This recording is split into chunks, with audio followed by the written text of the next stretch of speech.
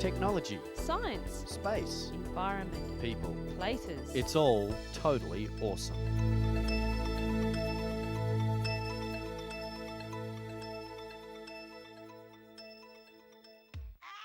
Hi and welcome to the show. Today, a very special patrol set up to save the lives of some endangered giants.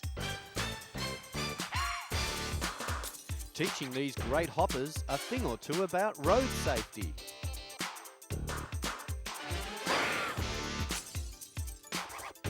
We go to a cinema where you can really get involved in all the action.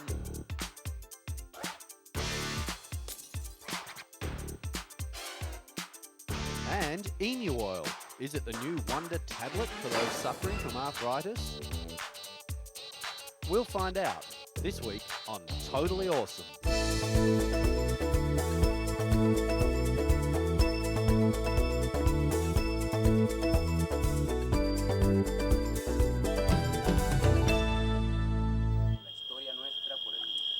In a very exciting discovery recently, these Salvadorian paleontologists began to unearth the first ever mastodon remains.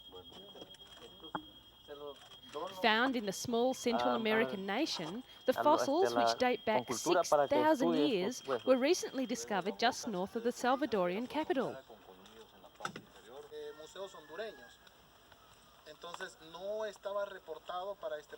The scientists think it's a subspecies of an American mastodon. Work is now underway to uncover the giant bones that make up this magnificent animal. Archaeologists and paleontologists will work together to preserve the important discovery. According to the experts on site, the animal was a female and measured 5 metres tall and 6 metres long. The mastodon roamed the American continent 6,000 to 7,000 years ago. Discoveries such as this one help scientists trace the animal's footsteps and learn more about its origins. Not all sites are in an easy-to-get-at place though, and careful planning for the excavation is necessary. The bones were discovered by a local man as he was on his way to visit his friends. He thought it was a tree sticking out of the riverbank, but was taken by surprise to see a tooth and then some other pieces of the mighty animal. It is the most important find in the history of the country since the remains of the giant sloth were discovered in 1979. Who knows what other discoveries still remain to be found?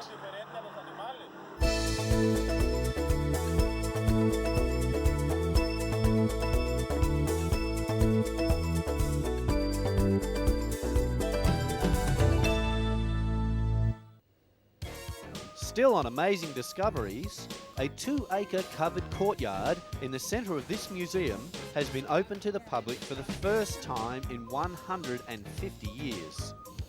It's a major development for the museum, and it has created the largest covered square in Europe. For years it was used as a book storage building, but now the books have been moved into a new building and the Great Court is open to the public.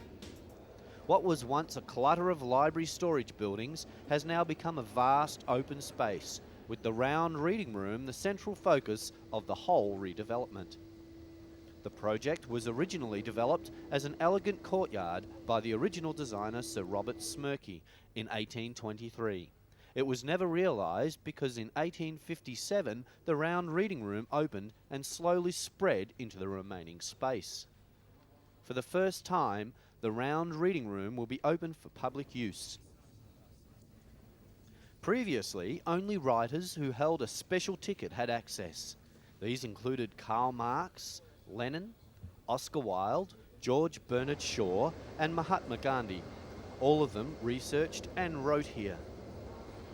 The books on the walls have all sorts of information about the library and the things on display. It even has a multimedia system that takes you through the history of anything in the museum. The best thing about the Great Court is the stunning roof. 6,000 square metres of glass and steel weighing some 800 tonnes. The repairs to the amazing court have been funded through national lottery money and other public and private donations. The Great Court also houses a new exhibition area, the Joseph Hot Tongue Gallery, which will hold a new exhibition every few months. Next time you take a trip to the museum, take a good look around. Maybe the building is as fascinating as the displays.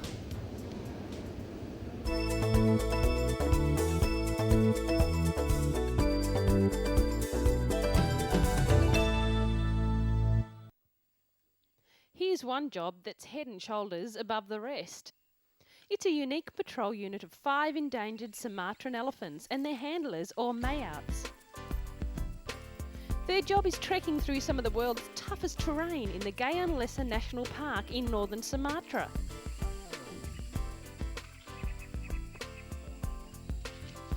Of course, there's the cleaning up to do first, and boy, I bet they wish these guys were toilet trained.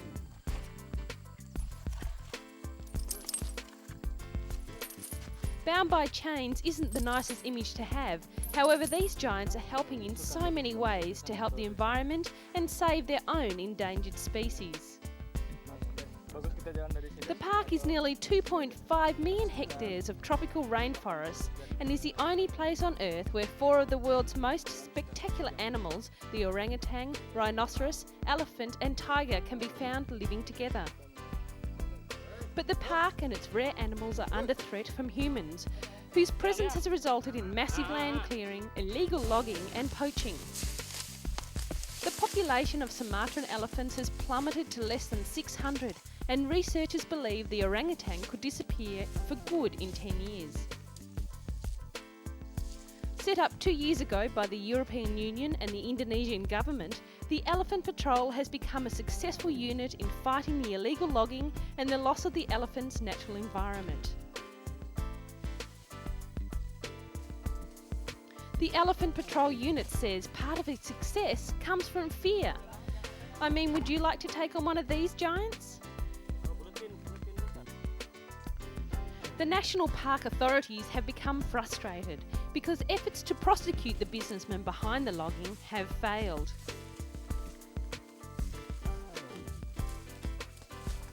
But there has been success in reducing some of the logging within the park boundaries, and that's due to the work being done by the Elephant Patrol.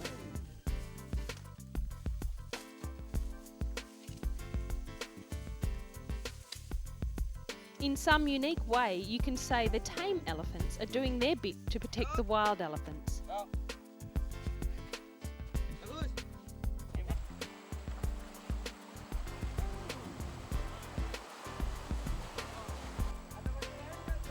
It's a tough job, long hours, exhausting heat, thick jungle, but at the end of the day there's something to look forward to. A long, cool bath and a good scrub. What could be better than that?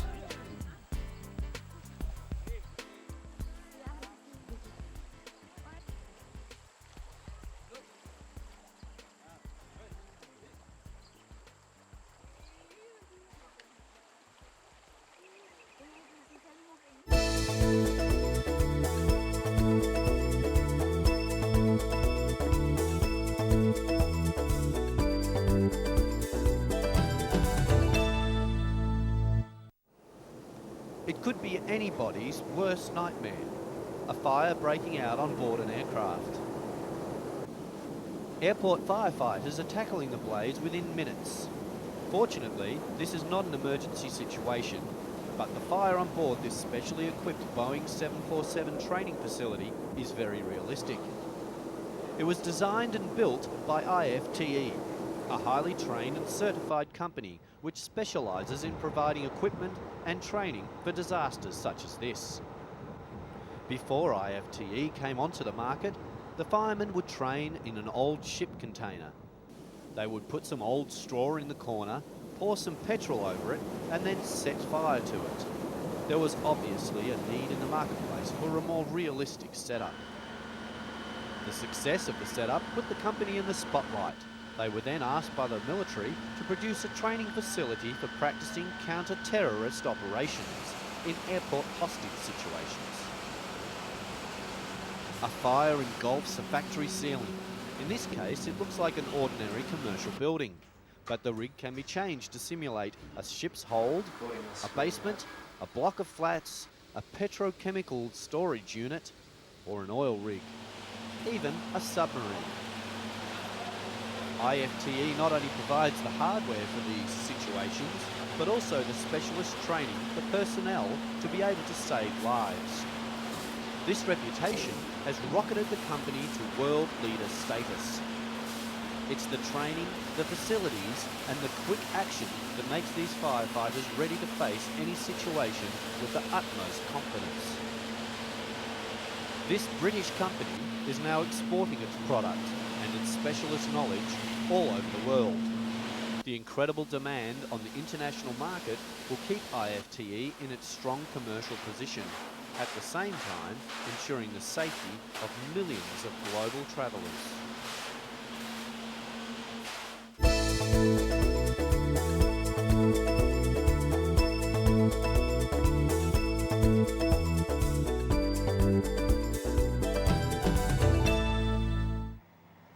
These guys might look cute, but they're not that smart. When it comes to crossing the road, that is. Thousands of migrating Russian frogs are risking their life to hop across busy highways in search of springtime love. The frogs and toads are hopping across Russia in their thousands. Many of them are literally at the crossroads of their lives, risking danger in the form of high-speed trucks and cars at every jump. There is plenty of evidence to see just how flat a frog can be after a meeting with a truck. But why do they take on this death-defying journey? They are driven by the urge to gather in the lush swamps for a little romance. Spring weather has taken over their instincts to join up with others under the budding swamp branches. But it's a journey full of danger. Many frogs, literally hundreds, wind up as frog pancakes on a quick trip to frog heaven. Enter the Frog Brigade. Groups of volunteer students and instructors from the Institute of Zoology have come to their rescue. They've formed a two-line protection net, a winding frog wall to keep back most amphibians, and a brigade of frog scoopers to deal with the champion jumpers. It's a kind of prison of love. Mind you, there's always one that has to break the rules.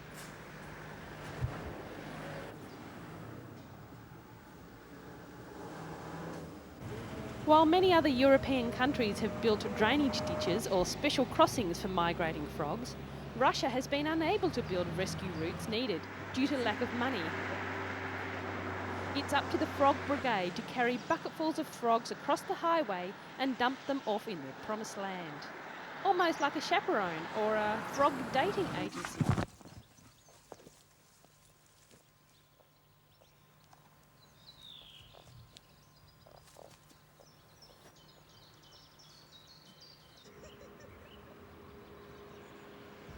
Alive and well, the frogs are able to concentrate on the important matters in a frog's life.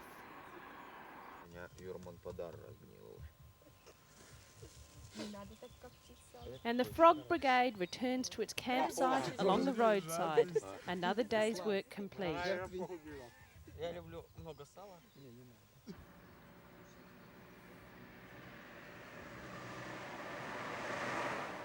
The Frog Brigade, making the world a safer, more romantic and somewhat less tragic place for frogs.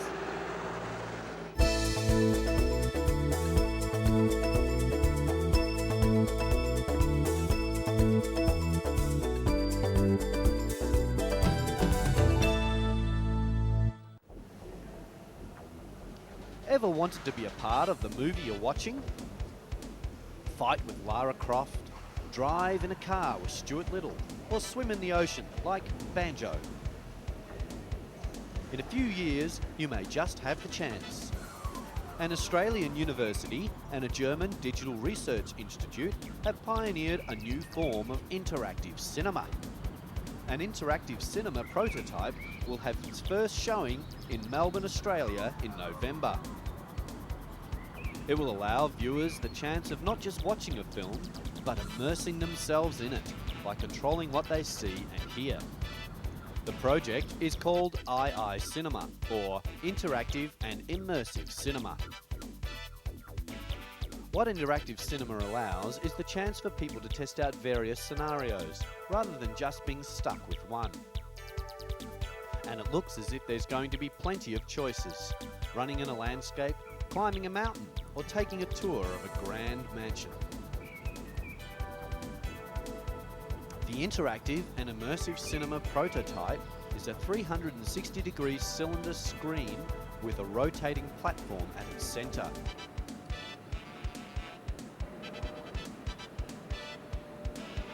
A projector on top of the platform projects the film onto the screen, while the viewer can rotate the platform or zoom in to particular points of interest in the image. In a sense, the viewer becomes the director and the editor of the film. The image is created by using multiple cameras and then stitching the images together in post-production, creating the illusion of a seamless 360-degree panorama. It is unlikely it will replace traditional cinema in the short term, rather becoming another form of what we know as cinema. The first showing will take place in November, when a prototype is unveiled at the Australian Centre for the Moving Image in Federation Square, Melbourne.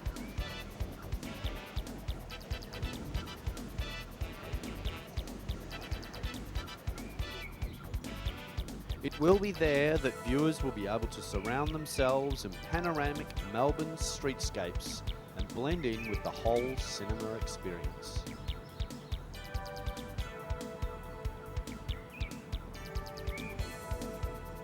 I wonder if they're working on scratch and smell cinema.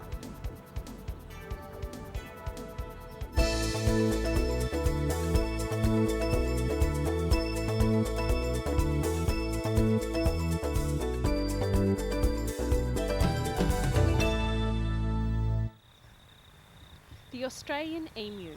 We could be staring in the face of one of the most natural and most ancient medicines. It was first used by Australian Aborigines to heal wounds. Today, it's used worldwide in treating ailments such as rheumatoid arthritis, has been hailed as an aphrodisiac, even a miracle cure for cancer and for ageing. Read the literature. There's probably nothing that a good dose of emu oil won't fix. It doesn't matter how fast you'll go, he will try and overtake you. And then when he's in front of you, he won't... there, the grubbiest things in the world. Drug administration, if you read their website, and because they did reasonable... You can buy it in a gloss, capsule or cream to cure eczema, muscular aches and pains, even dermatitis.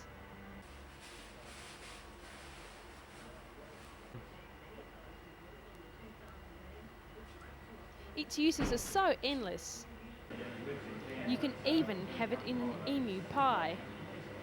All in the name of good health. But it's all just word of mouth. There's no scientific proof that emu oil actually works. A team of researchers at Australia's Adelaide Women's and Children's Hospital have been studying emu oil in a bid to determine once and for all whether it's all that it's cracked up to be. Led by Dr. Tony Ferranti, they've conducted extensive mouse trials, and they're about to embark on human clinical trials using emu oil to treat rheumatoid arthritis. We know that this may very well stop or calm down the inflammatory process, and it means someone with rheumatoid arthritis is less likely to see pain and is likely to get more movement out of the hand and out of the feet and the knees, he says. But knowing that it does work is only half the battle. Researchers need to identify exactly what the mystery component is that makes emu oil effective in relieving inflammation. 57-year-old Robin Veras isn't concerned with the know-how. He's had chronic arthritis in his back and finger joints for almost 5 years. He was on the verge of giving up work. A couple of years ago, Veras threw away his pharmaceuticals and now takes only emu oil. He says he can feel the pain come back within a few days of not taking a capsule. In Australia and the United States, the medicinal benefits of emu oil cannot be advertised unless there's scientific proof that it works.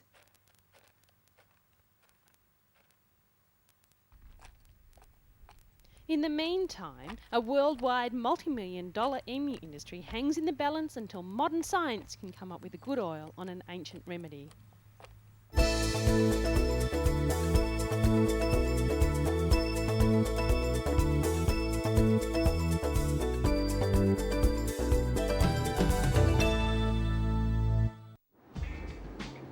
The latest in 5-star hotels seems certain to make a big splash when it opens soon. Check this. The 200 rooms are actually on a super yacht, complete with restaurants and bars, swimming pools, spa and cinema. All deliveries and collections, including laundry services and food and drink supplies, will be via barges that will load and unload using a special dock within the ship. Designers are hoping to have similar hotels floating in some of the world's major cities within a few years. If planning permission is granted, construction of the yacht will start immediately, and the hotel ought to be ready in around a year.